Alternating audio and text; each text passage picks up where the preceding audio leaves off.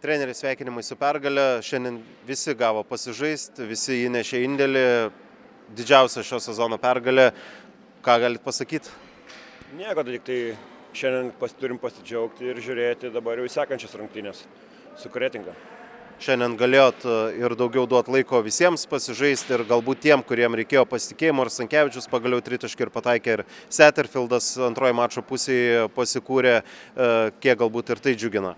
Tai džiugina, manau, kad tas sekmadienį treniruotė išėjo naudą. Visi rimčiau į viską pasižiūrėjo ir tikrai būdavo tokių rungtynių, kad irgi turėdavom pliusą, bet nesugebėdavom jo išlaikyti ir nepavykdavo jaunimui daugiau duoti pasireikšti. Šiandien matau ir veteranai rimtai pasižiūrėjo į viską, tai džiaugiuosi. Taip lipdėte sezono metu, vieni žaidėjai paliko komandą, kiti atvyko, dabar jau atrodo jau kažkiek apsilipdėt, tą brandolį jau turit.